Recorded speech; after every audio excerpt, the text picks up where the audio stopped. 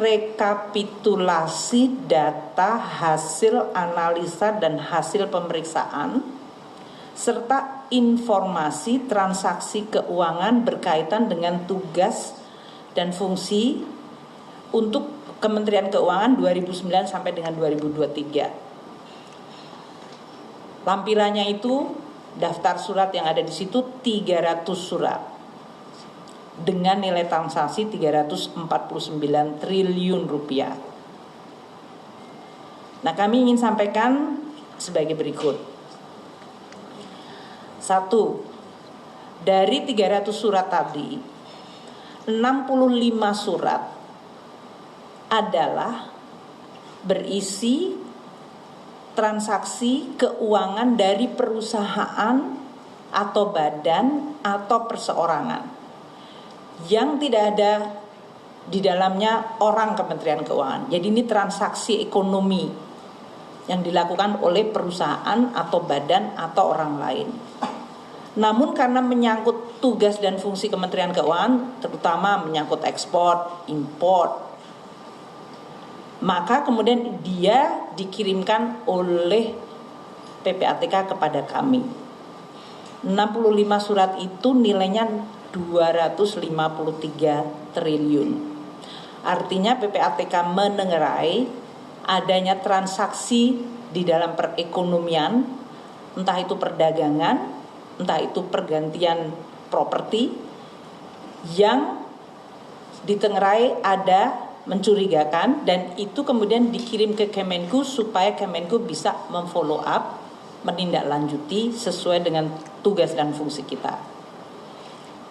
99 surat dari 300 surat tadi ya adalah surat PPATK kepada aparat penegak hukum dan nilai transaksinya 74 triliun.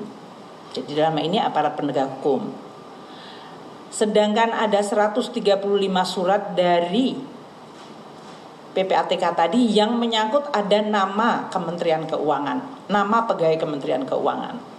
Nilainya jauh lebih kecil karena yang tadi 253 plus 74 itu sudah lebih dari 300 triliun. Jadi saya akan memberikan satu contoh supaya media sedikit memahami yang tadi disampaikan oleh Pak Menko secara baik mengenai definisi pencucian uang dan yang disebut transaksi mencurigakan. Sudah kita dengarkan sebelumnya pernyataan dari Menko Polhukam Mahfud MD dan juga barusan dari Menteri Keuangan Sri Mulyani yang menjelaskan sebenarnya dugaan ada uang senilai triliun rupiah bahkan mencapai 349 triliun rupiah diduga ini terkait dengan tindak pidana pencucian uang. Tadi Bu Sri Mulyani juga sudah menjelaskan bagaimana bagian per bagian dari surat-surat tersebut dari 300 surat total. Untuk bisa memberikan komentar mengenai hal ini sudah hadir di samping saya. Beliau merupakan aktivis anti korupsi, kemudian juga beliau adalah mantan penyidik KPK Mas Yudi Purnomo. Assalamualaikum warahmatullahi wabarakatuh. Mas Yudi, selamat malam. Selamat malam. Baik, selain Mas Yudi kita juga sudah terhubung secara daring dengan Bang Ahmad Syahroni selaku Wakil Ketua Komisi 3 DPR. Assalamualaikum warahmatullahi wabarakatuh. Selamat malam Bang Syahroni. Baik, dan juga sudah bergabung dengan kita ekonom Indef yaitu Mas Rizal Taufikur Rahman. Assalamualaikum warahmatullahi wabarakatuh. Selamat malam Bang Rizal. Waalaikumsalam warahmatullahi wabarakatuh. Baik, pertama mungkin kita bisa dengarkan bagaimana pandangan Bang Syahroni mendengarkan ada angka baru juga yang disampaikan, disebutkan yang juga nilainya ada peningkatan dari sebelumnya 300T menjadi 349T disampaikan oleh Pak Mahfud MD. Bang Roni silakan. Terima kasih, selamat malam pada semua narasumber. Malam, ini sebenarnya dari seminggu terakhir sudah lumayan banyak pertanyaan ya, makanya kami dari Komisi 3 mengundang para pihak yaitu PPATK dan Pak Mahfud sendiri. Nah, kami belum mendapatkan detail tentang apa yang menjadi informasi dengan nilai 349 triliun tersebut. Katanya tadi Bu Sri Mulyani menyampaikan ada APH juga terkait dengan transaksi dengan dari Kemenq sekitar 200-an triliun. Nah, ini hari Jumat dengan Pak Menko, katanya Pak Menko akan janji memberikan data detail kepada kami untuk diberikan kepada Komisi 3. Dari situ nanti bisa dilihat dan didalamin apa yang menjadi informasi dengan nilai fantastis tersebut. Nah, kita jangan sampai dihebohkan, gaduh gara-gara angka ratusan triliun yang sudah disampaikan oleh para pihak. Maka itu harus diselesaikan secara terbuka agar masyarakat tidak bertanya-tanya tentang angka 300 triliun ini, apalagi tadi Pak Mahfud menyampaikan, bukan saja korupsi, tapi TPPU yang menyebabkan menjadi kejanggalan transaksi yang senilai dahsyat tersebut. Demikian. Baik, pertanyaan masyarakat atau masyarakat bertanya-tanya hingga saat ini belum mendapatkan informasi ataupun juga kejelasan. Bang Syahroni, kalau kita lihat ini juga semakin dekat dengan akhir Maret, artinya orang-orang juga semakin dekat dengan masalah pelaporan pajak. Ini tentunya mempengaruhi pikiran masyarakat, sehingga banyak juga sepertinya masyarakat yang malas untuk bisa melaporkan pajaknya, membayar pajaknya, tentunya berpengaruh terhadap penerimaan negara kita. Bang Syahroni. Nah, kita lihat nanti setelah tanggal 31 Maret ini. Tentang SPT pajak pribadi, apakah dengan gara-gara isu ini berkurang, dan kita berharap para SPT pribadi dengan seyogianya sama membayar pajak senormalnya saja.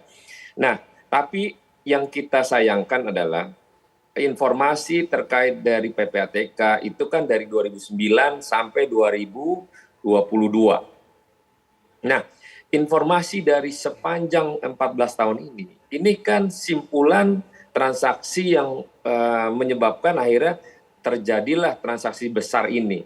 Nah, dari 14 tahun transaksi dalam masa yang ada dari kementerian dan lembaga tidak disikapi per tahun, tapi dihitung dari 2009 sampai 2014. Makanya nilainya sangat fantastis. Nah, kita berharap besok rapat dengan Komisi 3 bisa diselesaikan dengan segera informasi kegaduhan ini untuk tidak melebar kemana-mana. Apalagi tadi Bu Sri Mulyani menyampaikan ada aparat penegak hukum. Nah, ini ada lagi temuan misalnya. Nah, ini jangan sampai kegaduhan Republik ini atas dasar dugaan yang mungkin bisa benar, mungkin juga tidak. Makanya nanti kita dengar Pak Mahfud ya menyampaikan pada Jumat nanti, kita memanggil Pak Mahfud nanti. Baik, Mas Yudi, transaksi janggal, transaksi mencurigakan yang terus didengung-dengungkan, kemungkinannya sebenarnya apa saja terjadi di Kementerian Keuangan? Ya, jadi 349 triliun kan bukan jumlah yang sedikit, Mbak ya. Betul sekali. Dan itu tentu dari mungkin ratusan, mungkin ribuan transaksi ya, yang istilahnya keluar masuk ya, kemudian dari suatu pembelian, aset dan sebagainya. Nah, yang jelas ada beberapa hal ya terkait dengan transaksi mencurigakan. Yang pertama ya terkait dengan di luar kebiasaan dari profilnya. Ya, jadi misalnya profilnya adalah pegawai negeri, kok tiba-tiba dia bisa transaksi rekeningnya atau rekening yang terafiliasi dengan dirinya, misalnya keluarganya itu bisa 1 miliar, 2 miliar berapa kali seperti itu. Nah, itu sudah mencurigakan. Ya, kemudian yang kedua di luar kebiasaan. Biasanya dia masuk 30 juta, 40 juta gitu kan, tapi tiba-tiba fantastis 100 miliar misalnya. Nah, itu yang kemudian menjadi hal yang mencurigakan karena memang para wajib lapor ya dalam keuangan TPPU ini itu kan 500 juta harus dilaporkan. Jadi itu yang pertama. Kemudian yang kedua diduga berasal dari hasil kejahatan. Ya. Jadi dugaan transaksi ini adalah hasil kejahatan seperti itu. Kemudian yang ketiga ya PPATK menduga gitu ya bahwa ada ada tindak pidana ya terkait dengan transaksi yang dilakukan sehingga meminta pelapor untuk melaporkan ya terkait dengan transaksi yang dilakukan. Dan kemudian diduga ada upaya untuk menyamarkan. Nah, jadi itulah transaksi-transaksi yang mencurigakan. Yang dimana ujung-ujungnya adalah harus dicari bahwa ini merupakan kecurigaan, ya harus dicari tindak pidana asalnya apa. Karena apa? Karena berbicara tentang transaksi rekening, berbicara tentang pembelian aset, bicara tentang memiliki mobil mewah, memiliki motor mewah, ya kan? Itu kan berbicara mengenai uang. Nah, uang itu jelas sumbernya di mana. Dalam teknik investigasi kita tahu ada namanya follow the money, ikuti asal uang. Nah, tindak pidana pencucian uang tidak bisa berdiri sendiri tanpa ada tindak pidana asalnya. Karena orang tidak mungkin mencuci uang pakai uang yang bersih. Ya kan? Mereka mencuci uang pasti dari hasil tindak pidana kejahatan. Nah, di dalam Undang-Undang TPPU jelas ada sekitar 26 ya kejahatan yang di state jelas di situ.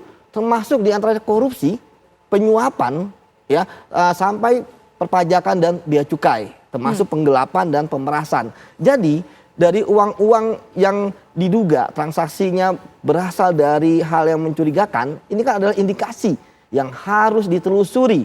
Ya, nah, termasuk tadi bagaimana cara mentelusurinya? Ya gampang gitu kan, tinggal bagaimana ya aliran uangnya itu kemana saja. Dan kalau kita bicara mengenai LHPPATK, ya dari pengalaman saya PPATK itu sudah bagus ya, analisnya sudah menjelaskan rekeningnya seperti apa, transaksi keuangan yang mencurigakan seperti apa, dan itu sudah jelas di situ uang. Jadi tidak semua misalnya saya punya rekening ada 1000 transaksi, tidak semua yang dianalisis. Tentu yang dianalisis adalah yang di atas misalnya yang mencurigakan. Misalnya kok saya punya transaksi keuangan 100 juta setiap bulan gitu kan, ini uang dari mana gitu kan. Kemudian ini juga yang menarik adalah dalam LH itu ya bagus juga ketika ada afiliasi-afiliasi seperti apa. Ya, misalnya bahwa yang memberikan itu adalah suatu perusahaan. Ya, ini perusahaan ini ternyata ada kaitannya dengan permasalahan. Jadi LHA PPATK bagi saya itu sebenarnya adalah satu indikasi awal. Bahkan di state bahwa LHPTK itu kan sebagai informasi intelijen yang kalau saya jadi penyidik ketika mendapatkan LHA dari PPATK itu sangat mudah. Saya tinggal menelusuri saja rekeningnya siapa, ya kan, kemudian siapa yang bermain di situ, transaksinya arahnya kemana dan sebagainya. Tapi yang jelas bahwa ketika ada TPPU maka yang paling penting adalah recovery aset. Ya, artinya adalah 309 yang triliun-triliun itu bisa dikembalikan kepada negara. Baik, Mas Yudi. Itu yang paling penting poinnya. Baik, itu. Soal recovery aset mungkin nanti juga bisa diberikan komentarnya, pandangannya oleh Bang Syahroni, termasuk juga nanti Mas Rizal juga bisa berikan pandangan terhadap apa yang disampaikan oleh Menteri Keuangan dan juga Menko Polhukam. Kami akan segera kembali saat lagi. Baik, langsung saja kita akan lanjutkan perbincangan. Bang Rizal Taufikur Rahman, apa yang Anda soroti dari apa yang sudah disampaikan baik itu oleh Pak Mahfud MD maupun juga Ibu Sri Mulyani? Bang Rizal. Ya, pertama memang ini satu kasus yang akan melihat kita terhadap ekonomi tentu saja ya. Yang kita khawatirkan adalah akan terjadi penurunan tax ratio ya. Itu tuh yang saya kira, apalagi bulan ini adalah bulan di mana seluruh warga yang atau publik yang mempunyai NPWP harus setidaknya melaporkan dan juga membayar pajak gitu ya. Bahkan target tax ratio ya di tahun ini 9,3 sampai 10% ya dalam APBN kita ya terhadap PDB ini juga agak khawatir gitu ya kalau kasus ini tidak segera di-clearkan terhadap publik. Apalagi kondisi saat ini kita dihadapkan gitu ya pada kondisi berbagai persoalan dinamika ekonomi global, di mana pada tahun 2002 katakanlah gitu ya, pada saat ada normalisasi tax buoyancy misalnya ya, di mana respon elastisitas penerimaan pajak terhadap pertumbuhan domestik bruto gitu ya, itu juga terjadi penurunan. Nah, ditambah dengan kasus ini, termasuk juga ya direct atau indirect ya terhadap ekonomi dengan kasus ada Silicon Valley Bank, kemudian juga ada kredit krisis ya, ini juga tentu akan berimpact ya. Dan ini akibat dari tapering off policy the Fed selama 2 tahun. Nah, ini juga tentu PR juga gitu ya, agar dampaknya juga tidak bisa dirasakan oleh perekonomian Indonesia. Oleh karena itu untuk antisipasi maka tentu saja ini menjadi persoalan urgen gitu yang harus segera di-declare kepada publik. Ya, apalagi kasusnya ini adalah kasus berkaitan dengan penerimaan pajak. Dan kasusnya itu ada di penerimaan pajak yang notabene kita hampir 82% di tahun ini target penerimaan pajak kita dari pajak maupun kepabeanan dan juga cukai. Dan kasusnya ada di sini gitu ya. Kita kita agak khawatir kalau ini terlalu berlarut-larut sehingga kita mudah-mudahan tadi juga Pak Sahroni sudah mengatakan hari Jumat Pak Mahfud MD akan diundang gitu ya. Mudah-mudahan ini bisa declare dan juga clear gitu ya. Dan siapa nanti yang oknum mana yang yang perlu ditindaklanjuti atau siapa yang memang secara hukum bersalah, ya tentu ini juga law enforcement menjadi penting. Baik, baik. Bang Syahroni, Mas Yudi tadi sudah tekankan yang penting adalah recovery aset. Kemudian bisa dikembalikan itu kepada negara. Tapi tentunya yang sering kita tahu pada kenyataannya tidak mudah untuk masalah pelaksanaan dari recovery aset itu. Bagaimana kemudian juga dengan undang-undang perampasan aset ini? Bahkan kalau yang kita tahu bahwa Presiden hingga saat ini bahkan sudah menyerukan hal itu, menyinggung hal itu sampai 3 kali. Bang Syahroni, bagaimana kemudian gerak DPR? Ini masalahnya ya, kalau duitnya ada, kita rampas saja nggak apa-apa.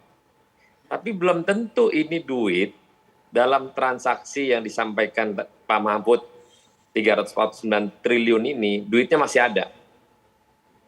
Karena ini kan globalnya transaksi.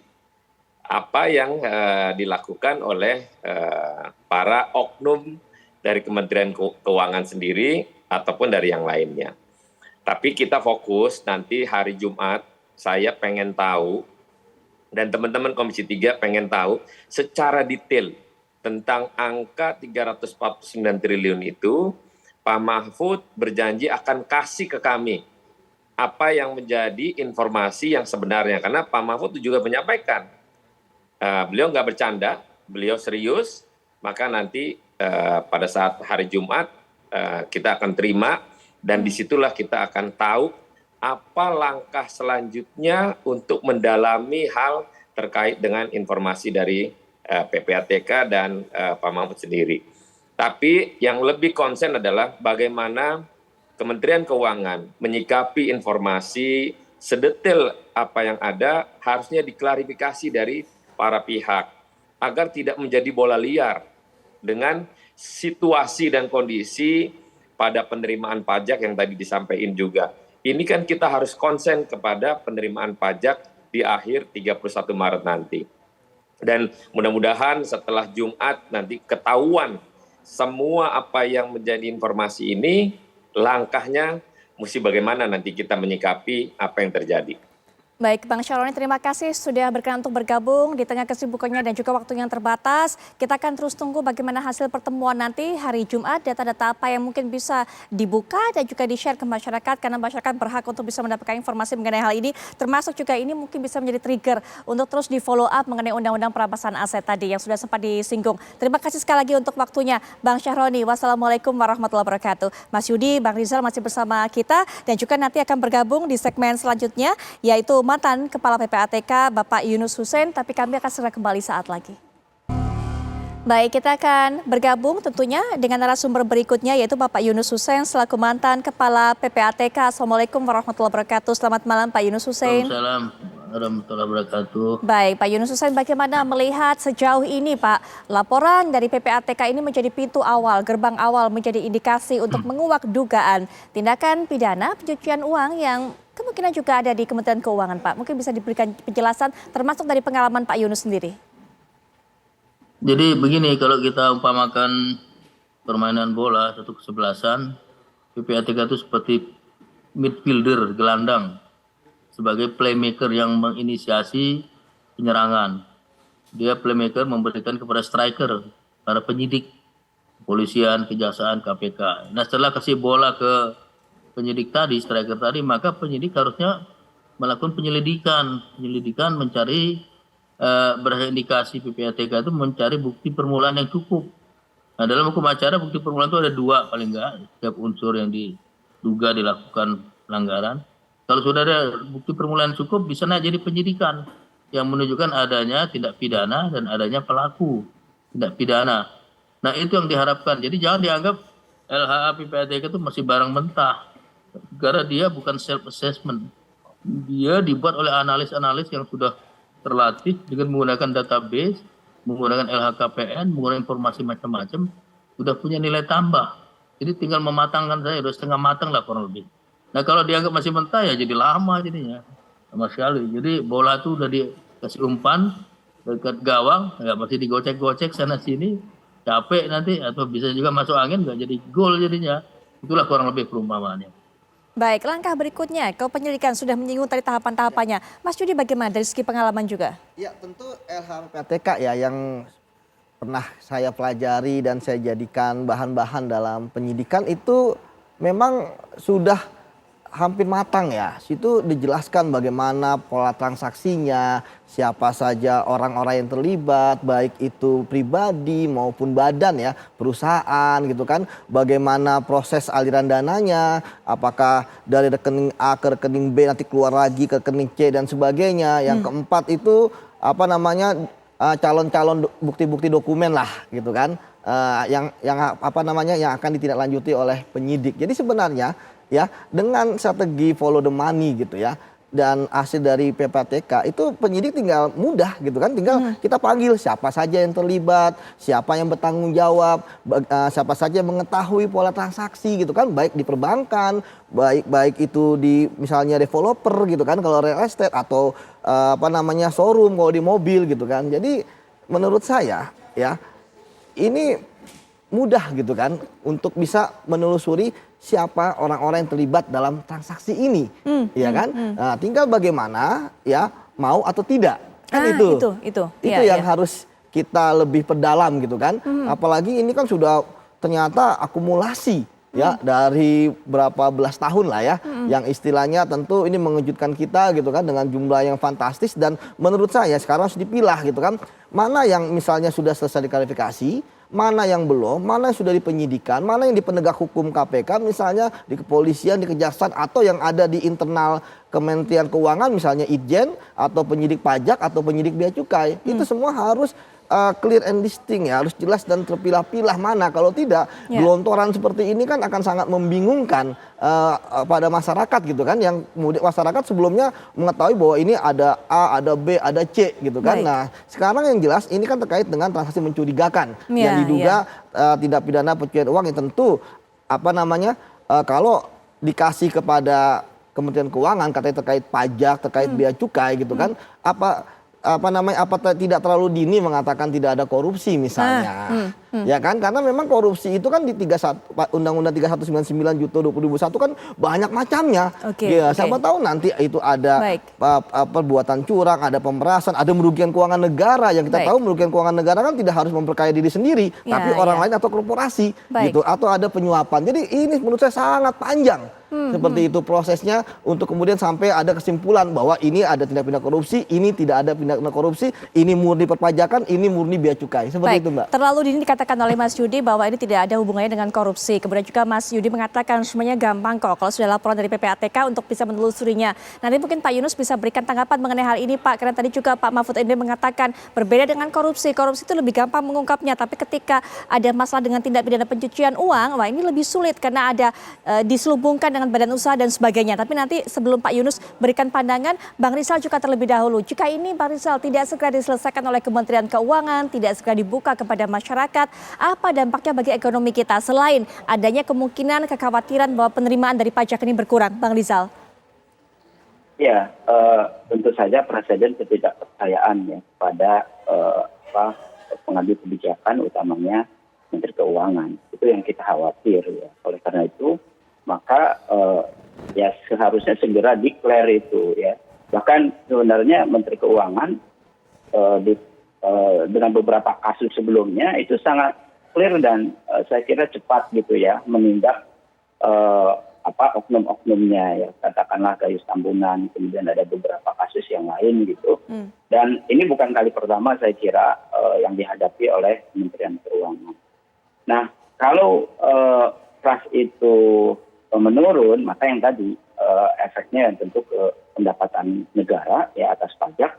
Dan lagi-lagi yang paling penting lagi adalah bagaimana memastikan ya secara terang benderang gitu pada publik bahwa kasus ini tadi disampaikan ya dari Pak Yudi katakanlah ya, dan aliran dana dari mana gitu ya, apakah ini kaitan dengan penugasan dan lain sebagainya. Oleh karena itu ini yang urgen ya, karena ini yang kita khawatir sekali, tax ratio kita sedang turun, tiba-tiba dengan dinamika ekonomi juga yang sangat dinamis gitu ya, ditambah dengan ketidakpercayaan publik terhadap Kementerian Keuangan yang notabene punya target tahun ini cukup fantastis ya 9,3 sampai 10% ya untuk tax rasionya.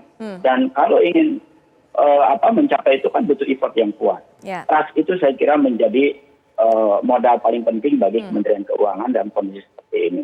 Kita declare kepada publik mengenai ini dan penegakan law enforcement menjadi penting. Ya, baik. Kita dapatkan poin dari apa yang disampaikan oleh Bang Rizal, bagaimana upayanya pentingnya untuk membangun trust dari masyarakat dengan mengungkap kasus ini. Bang Rizal, terima kasih sudah berkenan untuk bisa bergabung dan juga memberikan pandangannya. Kita akan jeda sejenak pemirsa, nanti kita lanjutkan perbincangan. Pak Yunus, Mas Yudi masih bersama kita sesaat lagi. Di waktu singkat yang tersisa di segmen terakhir ini mungkin saya hanya bisa berikan kesempatan kepada para narasumber untuk bisa memberikan pernyataan penutup. Pak Yunus terlebih dahulu, silakan Pak Yunus.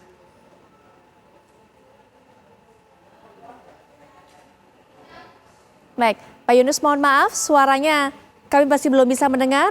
Pak, mungkin masih di mute ya, silakan. Sudah dengar ya? Sudah dengar Pak kami Pak, baik. Kalau lihat struktur LH itu pertama kasus posisi, yang kedua profil dari nasabah yang jadi pejabat, yang ketiga bagaimana hasil analisis, yang ketiga ya, keempat kesimpulan. Nah itu jadi bukan hanya transaksi saja, sudah ada analisisnya, ada nilai tambahnya.